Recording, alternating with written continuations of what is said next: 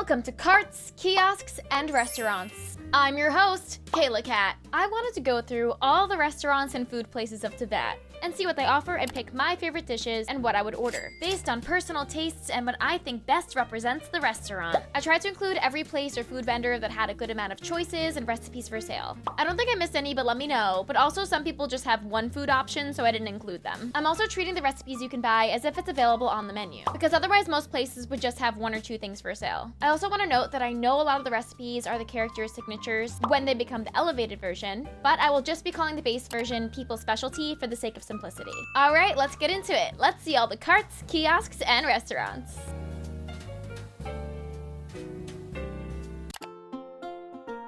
First up, we have the old, reliable, good hunter. We love Sarah, even though she makes us work as a delivery person sometimes for no reason. We're going to see a lot of fisherman's toast early on, which is just toast with onions on top, so yeah, not my favorite. Cream stew is just that. Can't really pick that as my favorite.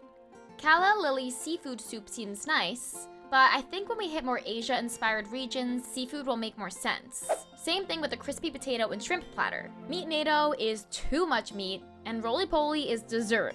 So here's my favorite dish. Pile 'em up. Pile.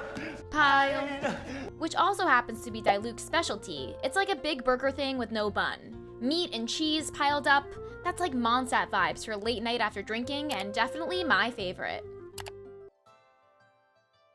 Well, we're at Ling's restaurant now, so I want spicy. Like, whatever the opposite of what my grandma likes. She asks for no red pepper flakes in her Italian food. Oh my, that steamed carrot was a bit spicy for me. Ugh, there's so many famous dishes here, and everything is great.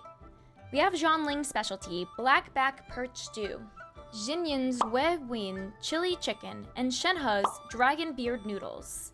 The squirrel fish is also awesome, but it's drizzled in ketchup, and I'm trying to keep the spicy, traditional Chinese vibes going. I think since the restaurant that specializes in seafood is right down the street, I'm going to have to go with the Jiyu chili chicken! Especially Jinyin's extra spicy version. Yummy! Oh yeah, also this girl Sue at her stall here next to the restaurant sells chop suey. And also mora meat. I don't know if Ling hates her or not for setting up in the alley next to her restaurant, but yeah, wanted to include the chop suey so I can use this clip.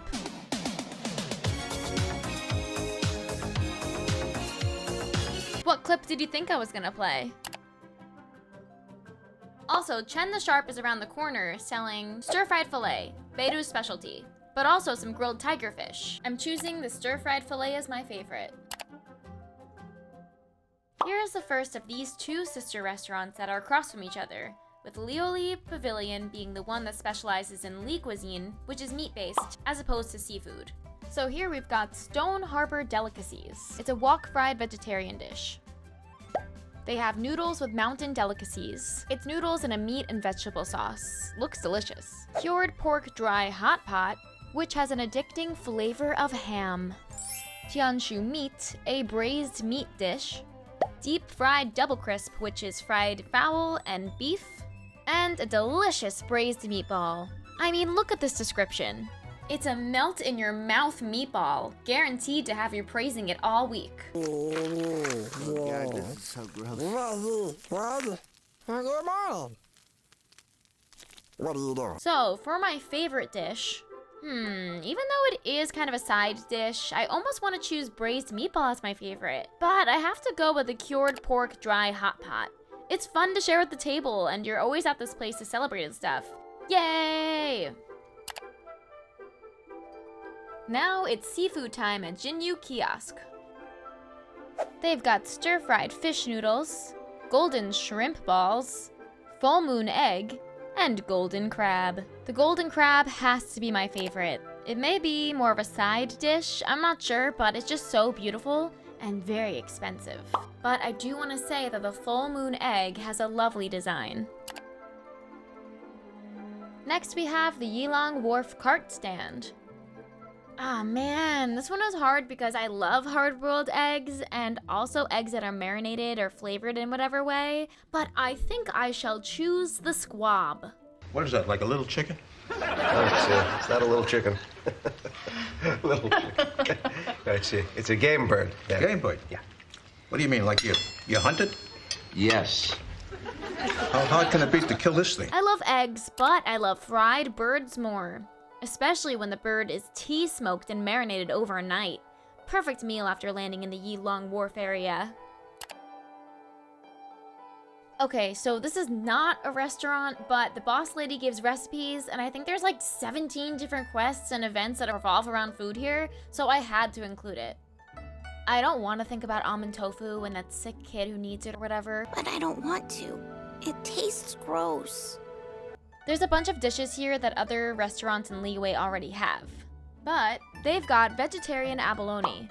I didn't order a bologna sandwich. I ordered an abalone sandwich. Yelan's specialty dish, stir-fried shrimp, and Zhongli's specialty dish, bamboo shoot soup.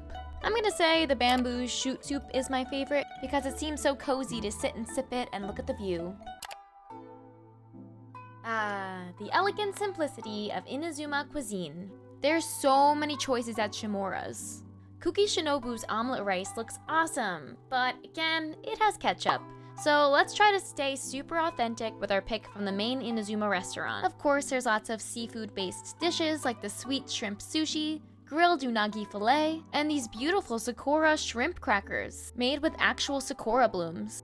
And there's lots of noodle dishes. We have beautiful ramen, but I think I have to say my favorite would have to be the unagi chazuke, which also happens to be Wanderer's favorite, aka Beef Boy. The rice is cooked in tea, and it has eel on top. Kimami Restaurant has some really well-crafted and intricate dishes, like the berry mizu manju, the tricolor dango, and taiyaki. This restaurant has a good variety of dishes, ranges from noodles to soups and stews to vegetarian dishes and meat-based dishes. There's even pizza! And you can only get the special mushroom pizza after completing quests. It's really hard to choose a favorite, but I need to go with the rice cake soup because it's one of my favorite dishes in the world. Dorito Stand sells some salted fish, but they also have katsu sandwiches! Yummy! Haizu's favorite also, and since he's the most powerful character in the game, it makes sense to choose what he eats. So I'm gonna go with the katsu sandwiches. Huspa Cafe has some of the best desserts we've seen today. Everything on their menu is top-notch and crafted to perfection. These nuts look sweet. Tulumba is a snack fried in oil and dipped with syrup. I love baklava, and I really would say this is my favorite dish, but I think I'm gonna go with the patisara pudding as my favorite dish. Those colors and that design is just so beautiful, I cannot resist.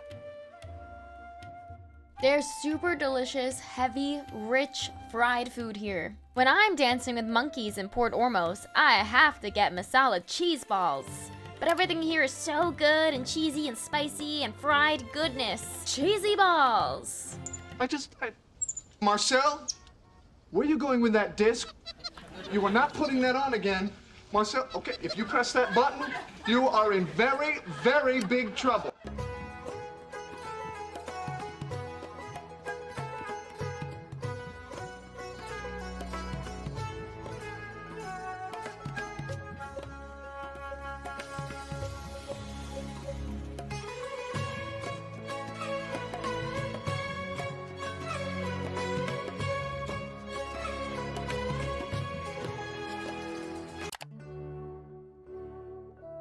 Azali has some aru mixed rice and gilded tagine.